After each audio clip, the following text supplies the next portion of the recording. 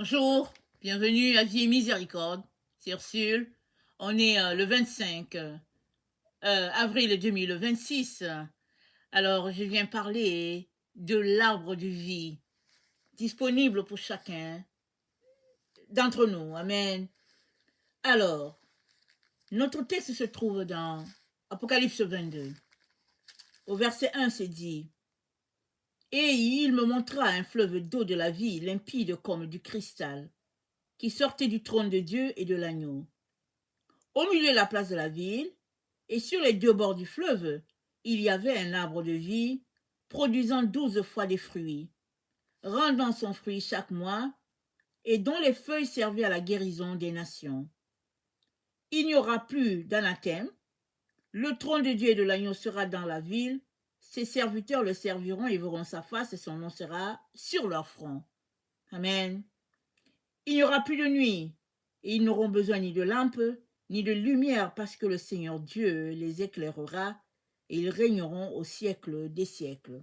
Amen. Donc voilà la description, n'est-ce pas, de l'arbre de vie dans le jardin, n'est-ce pas, de Dieu. Et puis c'est dit,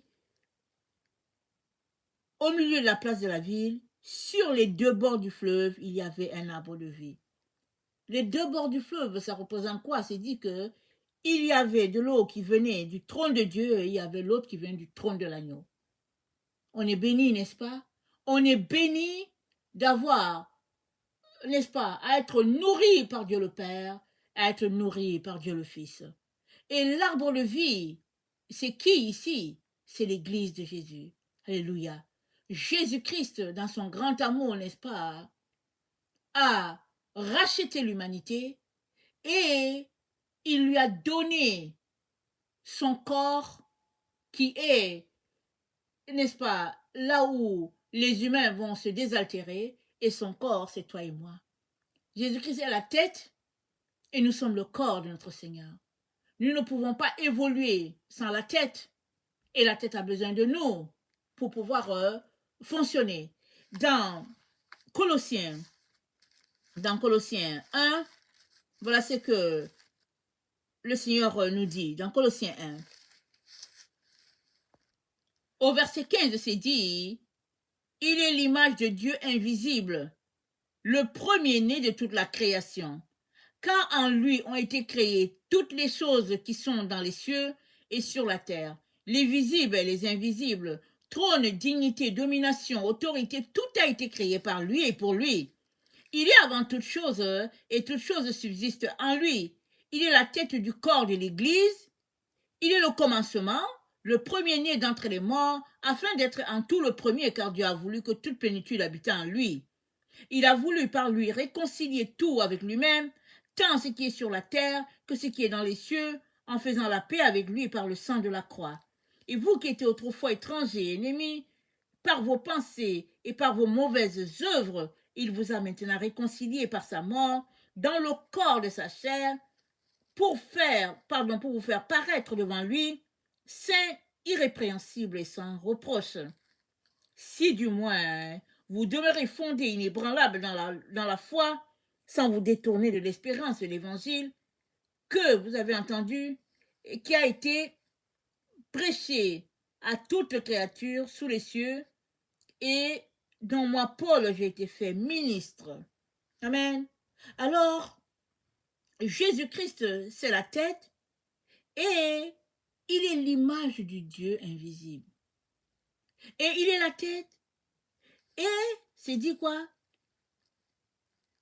Car Dieu a voulu que toute plénitude habitât par lui, au verset 18, il est la tête du corps de l'Église.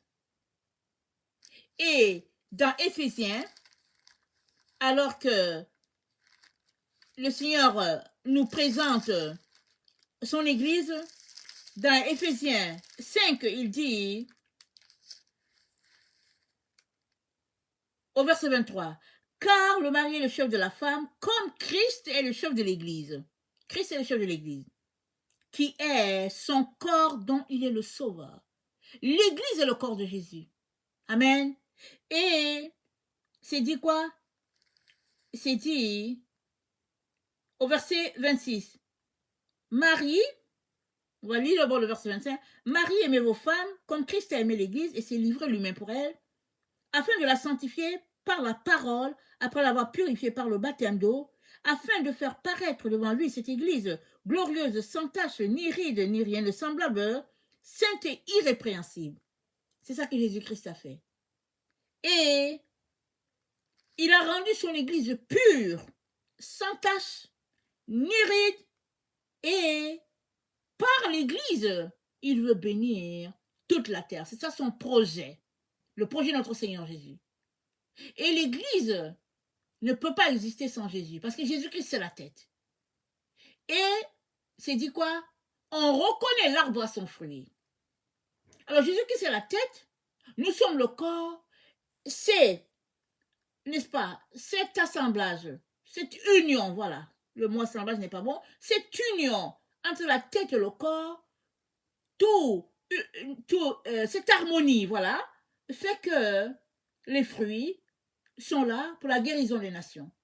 Et les fruits, c'est encore tout ce qui sort de nous, les bénédictions qui sortent de nous, si nous laissons le Saint-Esprit, n'est-ce pas, prendre le contrôle de notre personne et nous orienter, et si nous allons aux deux sources d'eau que nous avons lues dans Apocalypse 22, l'eau limpide qui sort du trône de Dieu et l'autre qui sort du trône de l'agneau, dont voilà ce que Dieu a pourvu pour nous alimenter, afin que l'arbre qui est l'Église soit tout simplement le rayonnement sur la terre pour la gloire de Dieu. Voilà l'arbre de vie qui est là. Et dans Proverbe 3, c'est dit, Proverbe 3, excusez-moi, parlant de la sagesse, parce que la sagesse, elle est trouvée en Dieu, en notre Seigneur Jésus, c'est dit, elle est plus précieuse que les perles, elle a plus de valeur que tous les objets de prix.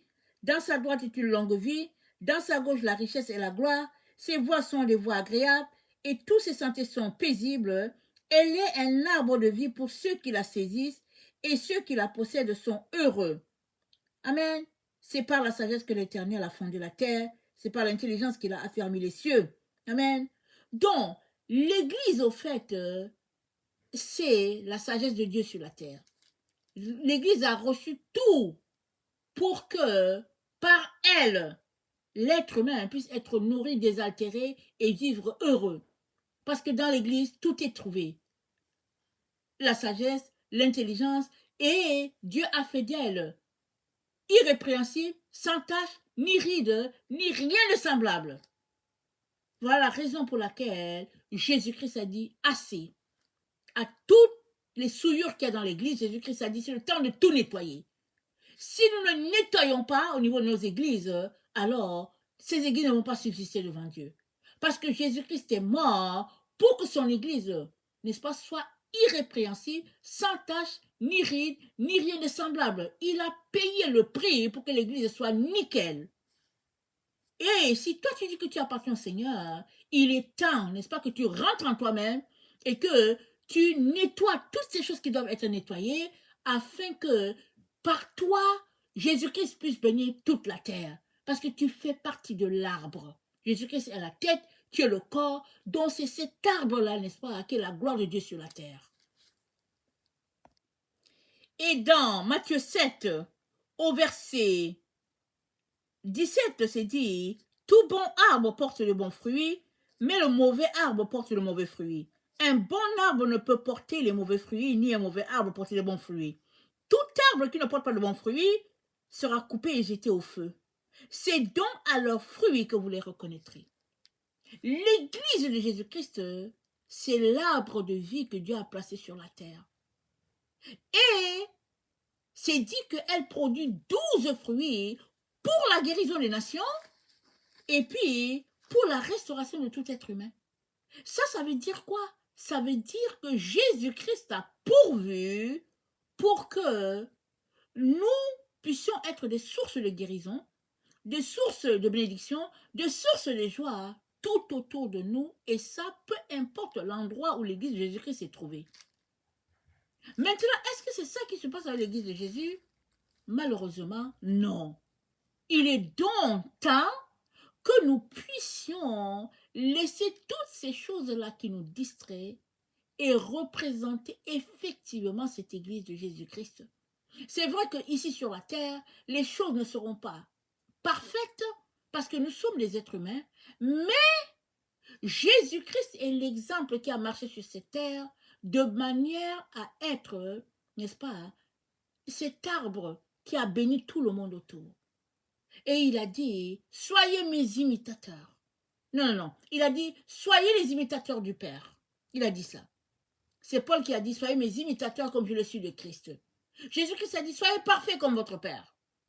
Alors, on peut s'arrêter pour dire que mais c'est pas possible et tout. Mais tout ce qu'il est en train de dire, c'est que on est appelé à laisser, n'est-ce pas, le Saint-Esprit nous transformer à la gloire de Dieu parce que Jésus-Christ a déjà tout payé pour que son Église soit cet arbre-là glorieux, n'est-ce pas, qui est appelé à bénir tout être humain sur la terre. Apocalypse 22, le verset 3, c'est dit, il n'y aura plus de malédiction. Le trône de Dieu et de l'agneau sera dans la cité et ses serviteurs lui rendront un culte. Il n'y aura plus de malédiction. C'est-à-dire que cet arbre-là que notre Seigneur a planté, qui en fait est son église, n'est-ce pas, est tout simplement la source de bénédiction de toute la terre. Voilà ce que Jésus-Christ a fait de son église. Maintenant, nous devons nous sentir honteux de ne pas représenter ça. Et de venir devant Dieu pour lui dire, Seigneur, viens à notre secours. Aide-nous à représenter cet arbre que toi-même as planté. Parce que nous sommes appelés à bénir les gens, à pourvoir à leurs besoins, à les aimer et à refléter tous les attributs de notre Dieu. Malheureusement, quand on regarde, c'est pas ça. Il est donc temps qu'on marche de manière à laisser le Saint-Esprit nous transformer pour que, par nous, les gens puissent venir au Seigneur. Un peu comme l'exemple de la première église. Et si nous ne quittons pas, n'est-ce pas, toutes ces choses qui nous retiennent, alors nous sommes tout simplement en train de retenir les bénédictions de Dieu à travers nous pour les autres. Il est donc temps, n'est-ce pas, qu'on prenne au sérieux notre rôle en tant que représentant, ambassadeur de Jésus, et que on puisse refléter ce qu'il est sur toute la terre. Amen. Que le Seigneur bénisse sa parole et que sa joie soit notre force en ce jour. Si tu n'as pas encore donné ta vie à Jésus, voici l'occasion, n'est-ce pas, d'ouvrir ta bouche, de l'inviter à être ton Seigneur et ton Maître. Il va venir et demande-lui pardon pour tes péchés, tes erreurs. Demande aussi que le Saint-Esprit puisse te visiter afin que tu puisses faire l'œuvre que le Seigneur a pour toi. Et si tu as l'occasion, n'hésite pas à aller te faire baptiser. Amen. C'est un témoignage devant tout le monde que tu as changé de vie. Que le Seigneur bénisse sa parole. Amen et alléluia. Amen.